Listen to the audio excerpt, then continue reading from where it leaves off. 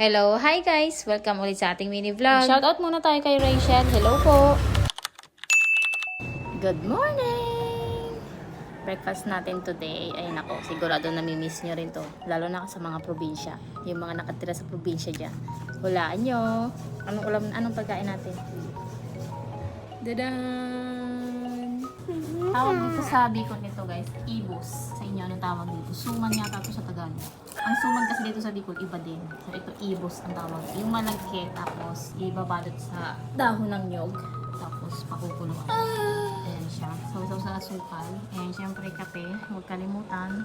Favorite nga ni Ella itong ibos pero maya-maya ay sumuka nga. Wala naman siyang sinasabi kung anong masakit sa kanya. Basta tumakbo lang siya sa may pinto tapos sumuka. Buti nga at nailabas dahil puro plema daw, sabi ni Papa Alden. Masama pala ang pakiramdam. Kaya nga, iba na lang ulit yung pinakain namin. Kaya nga sumuka ay naging okay naman yung pakiramdam niya. Alibadbaran talaga ako guys dito sa ilalim ng aming lababo. Kaya baka this week, pag natapos yung pinapagawang bahay ni Father, pagka wala na materialis ay ito naman yung ipapatrabaho kay Papa Alden. Ang pangit-pangit, tsaka tinitirahan ng lamok. Papasimintuhan lang naman yan na medyo mataas dito sa sahig, tapos pipinturahan na lang natin kasi wala na ditong tiles. Baka daw wala pang isang semento yung magagamit dito. Hindi ko ba naman kasi alam kung nagpa-tile siya dito sa sala ay hindi niya isinama yan. Nasa Japan nga kami noon ng mga amo ko nagpapa-tiles dito kaya hindi ko siya nabantayan. Na ako nun makagamit ng cellphone dahil nga wala akong internet nung nag-Japan kami. Paggabi lang ako nakaka-wifi pag nandun na kami sa hotel na tinutuluyan. At ito nga mga halaman ipinasok ko dito dahil nga nawawala yung mga dahon nila pag nandun sa labas, kinakain nga ng mga uod. Sobrang dumi nga niyan, dilinisan na lang natin pag mayroon tayong free time. Natutuwa talaga ako dito sa ating organizer. Tignan nyo naman yan, sobrang kalat pa rin ang kusina. Ganito talaga itsura lagi kapag umaga dahil sobrang daming may mga hugasin, may mga biniling pang ulam-ulam at kung ano-ano pa. Cute na talaga ng lagayan natin, oh. Tapos pag magkakape nandyan na din. Ang gandang tignan kapag pare-pareho. Ang sarap. Sobrang daming karne, oh. Mataba. Gusto ko gantong luto yung nagmamantika. Ay, nakakapaglaway, no? Laing ng Bicol. Ayan, bigay yan ng kapitbahay guys. Yung bayaw ko. Siya nagluto. Nakatira dyan sa kabila. Hindi yan, si Papa Alden yan. Wala, ang sarap guys. Paparami na naman ang kain natin ito. Magkano bili mo? 250. Ha? 250. 250 na? 200 ay sobra. 200 ang kilo. Hindi mo sarap. 200 nga ang kilo ng tilapia tapos 250 dahil nga may sobra. Ba, ay ang sisipag ng mga anak natin ngayon. Baka magre-request na naman ng parcel. Tapos yung isa kagigising lang ay sarap ng buhay. Aba, lalo naman itong bunso. Tignan nyo naman yan. Oh, kumakain ng prutas. Okay na nga yung pakiramdam niya simula nung nakasuka siya. Kaya ayan, lamo na naman ng kung ano-ano. Kusin ko na nga itong tinitiklop ko dito dahil 3 araw na itong nakahanger dun sa labas. Ngayon lang naisipan dahil may maglalaba na gagamitin na yung hanger. Kaya inalis na yung mga damit. Ito na talaga guys yung nangyayari kapag may magagamit na nung mga hanger, isa ko lang matitiklop itong mga damit. Kapag wala pang maglalaba, aba, ay dyan lang kayo sa labas hanggang maubos. Hindi nga kasi ako magaling sa pagtitiklop guys. Ayan, pagtyagaan nyo na. At nakita ko nga si Kuya Kel, yung gumising na nagkakape na sabi ko isama ako sa pag-iinit ng tubig dahil hindi pa ako nakakapagkape ngayong araw. Kaya patalastas muna tayo sa pagtitiklop ng mga damit. Binata muna halos alauna, alas 2 na yata to natutulog. Nanonood kagabi ng Netflix. Isa din sa nagmana sa akin na mahilig sa kape. Pero sabi ko minsan-minsan na lang kaya ayun, naggagatas na lang siya ngayon. Kasi ang bata-bata pa grabe na magkape 2 beses pa. Aba ay magpapalpitate. Ang sarap ng tignan kapag walang nararamdaman. Tignan nyo naman yung batang yan. Napansin nyo rin nga kaninang umaga ay nagpapakarga agad at wala sa mood. Pero ngayon okay na siya kaya ayan pasayaw-sayaw na naman. Aba kailan na kaya matatapos tong tinitiklop ko dito? Baka abutin pa to ng hapon. Kaya wag nyo akong i-istorbohin kapag ako'y nagtitiklop at hindi ko nahahawakan yung cellphone dahil kapag nahawakan ko na hindi na naman yan matatapos. Anong kulay yung pintura mo sa loob ng bahay? Marami pa rin ito nagtatanong sa atin. So yan po ay Davies brand po. Tapos sabihin nyo smoke gray. Ang dami natin diyang tiklopin pala. Ayan. Ang cute no? Nakita ko lang kasi nung nag-abroad ako sa Saudi. Ganyan yung pintura nila. Pati sa amo ko sa Hong Kong. Gray din yung kwarto ko dun. So ayun, kinaya ko lang. Ang lamig sa mata no. Parang ang yayamanin ng kulay.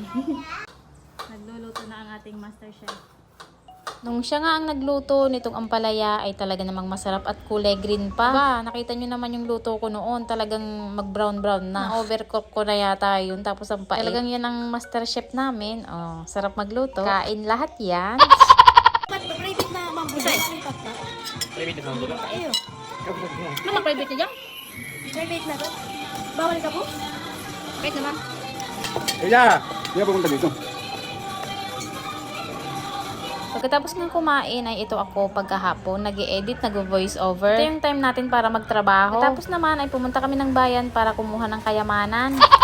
kasing budget ay pasukan na naman bukas. Walang pambaon yung mga bata. Tapos nga ay bumili rin kami ng ibang kailangan sa bahay. Tapos yung ibang mga pangbaon-baon at saka mga sangkap. Pero minsan, alam nyo, ayoko mag-grocery kasi yung mga plano naming bilhin hindi natutupad. Merong mga dagdag. Kaya mas gusto ko pag pupunta kami ng grocery, magdadala lang talaga ako halimbawa 1,500 or 1,000. Kasi pag alam mong meron kang sobra, aba, ay may sobra din yung mga bibilhin. And syempre, hindi mawawala ang ating bayabas. 100 ang kilo niyan, guys. Favorite kasi yan talaga ng mga bata. Plus, bumili rin kami syempre ng favorite ulam ni Ella. 8 pesos naman ang isang piraso nito, guys. Large size daw, pero feeling ko ang liit-liit niya. Parang ano lang to, small o medium. Nadlugi tayo dun. Nina nga, ay nagbabad na si Papa Alden ang iuulam namin ngayong gabi. Ito yon yung karning liempo. Kaya sino naman ang mga kapag-diet at magtitipid ng kanin pag ganitong masarap lagi ang ulam? Kaya ni Papa Alden, kumain ka ng kumain. Walang diet-diet. Ang kapal ng bilbil mo ay mahal na mahal pa rin kita. Uy, ang sweet! Ang sarap talaga, guys. Oh, minarinate niya kasi ng ilang oras. Tapos, pinrito. Tapos, ayun, basta may niluto siyang hindi ko alam. Kaya ayun, lumamon na lang daw tayo ng lumamon dito. Pero ano, iniiwasan ko talagang maraming kanin. Okay lang yung ulam. Kaya lang, alam nyo, mataas ang timpla niya. Kaya naman, ayun, hindi pwedeng magtipid sa kanin, day. Talagang mapaparami, day, ang kanin mo, day, pag ganito ang ulam. Kung hanggang ngayon ay nanonood ka pa rin, I thank you very much. Magpapaalam na. Good night. God bless. Marami nga nitong nagtanong ilan daw yung semento at ilang hollow blocks na yung nagagamit dito. Magkano na daw ngayon ang semento at ang hollow blocks? May 2 buwan na rin pala itong ginagawa, hindi naman tuloy-tuloy. Lang, guys, bibilangin ko isa-isa ha. Nalimutan na kasi nawala yung mga resibo nito eh. Pero ayun, tinanong ko si Papa Alden, ang nagagamit na daw dito na semento ay 40 bags. Tapos yung isang sako ng semento ay 250 pesos. Tapos yung hollow blocks naman po ay 12 pesos ang isang piraso. Ilan na nga daw yung gamit natin dito na hollow blocks? Kasi sila maglagay, guys, ng hollow blocks dun sa buong bahay. Kaya ito pwede na itong pang CR. Isipin nyo mura yung hollow blocks dito. Lapit kasi kami, guys, sa kinukuha na ng buhangin kaya medyo mura. Ayun, sa pagkakabilang ko, guys, nasa 400 na pong piraso. 400 to 500, guys. Approximately. Tapos yung sobra doon is ipapalagay na lang sa CR. Sukat naman ito ay 4 meters by 4.5 meters. Ang nagagastos naman ay 55 to 60,000 pesos. Ito pa yung ibang kukulamber na gagamitin naman doon sa pagbububong sa bahay. Kaya meron pa nga silang biga dito sa side na to na hindi pa nabubuhusan. Dahan-dahan, ang importante umuusad. Soft drinks prank kay Bebe Ella. Mag voice over nga lang tayo dito dahil nandiyan lang siya sa likod ko, baka marinig. Ginawa ko na to kanina, nilagyan ko ng toyo tapos tubig. Mukha talaga siyang coke. Tignan nyo naman yan, no, ang itsura ng ating dala. Tapos malamig-lamig yung bote kasi kakainom lang ni Papa Alden. So tara, simulan na natin yung mag-prank kay Ella Pot. Binili ko dyan, kay Auntie Helen. Lamig pati. Sarap. Lamig. Coke, guys. Gusto mo? Lamig ka, o.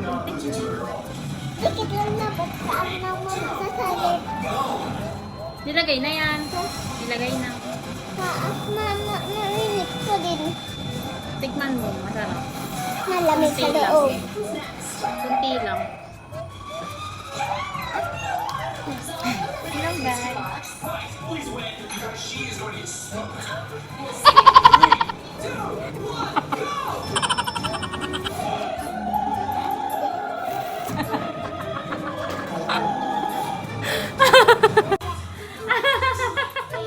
Ang lasa.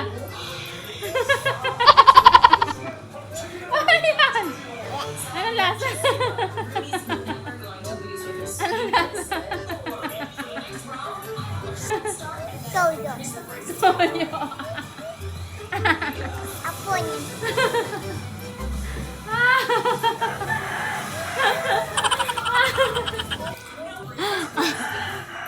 It's a prank! It's a prank! Tingnan natin kung mahuhulaan ni TikTok kung ilang taon na tayo.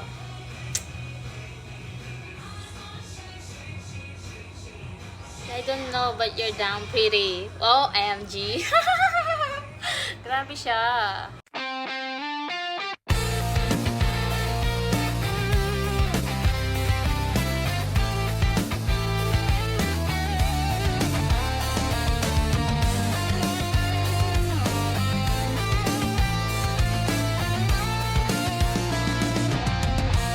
Ito yung material niya guys. Hindi naman sa cotton, hindi rin siya yung chalis or parang madulas na tela. Ewan ko anong tawag sa ganito, pero ang ganda niya. Mapresko din siya, tsaka maganda yung pagkakatahi. Lakas lang makatita-titahan na mayaman, no? Ang ganda ng pagkakaano sa akin, no? Pagkakasuot. Bagay na bagay sa akin, ano?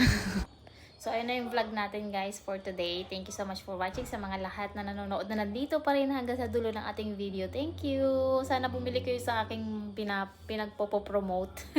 Malaking bagay po yan, commission natin. Lalagay ko yung comment section ng mga gamit-gamit, yung mga sinusuot ko dyan sa comment section guys. Shopee or TikTok, pwede. So, yun lang. Thank you for watching. God bless. Bye!